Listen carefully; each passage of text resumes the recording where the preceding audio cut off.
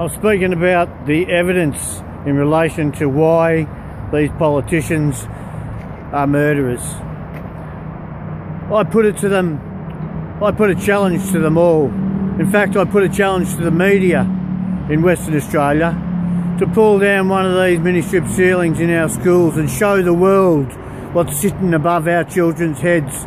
Put some halogen lights, some coloured halogen lights in one of these 20-year-old schools and watch what they see. Show the world what's going into our children's lungs. Long-term exposure to large amounts of different products over a long period of time causes adverse actions in people's bodies. That's common sense. Now, when we're talking about fiberglass, in WA, unfortunately, we're talking about large amounts of asbestos. We're talking about MDF products that have been banned overseas, and synthetic mineral fibres and stuff in the building industry that the workers are taking home to their little bubbies and their families. They're getting on public transport with fiberglass and MDF fibres all over them, and you know, exposing the public to stuff that they shouldn't be exposed to.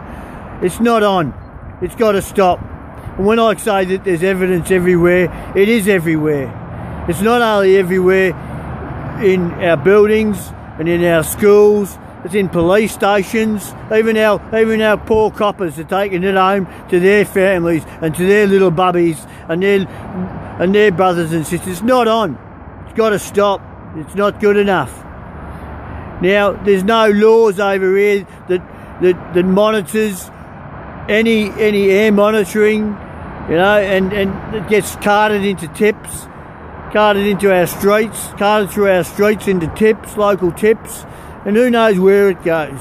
And I reckon that they've got to start using the evidence that they've already compiled. That's the statistics that they've got in the health department that they don't do anything with. Information gathering services. What the hell is that?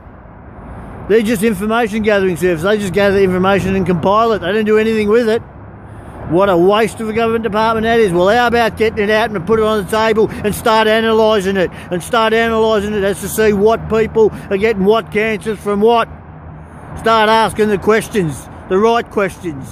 The questions about our kids and what diseases they're accumulating from us.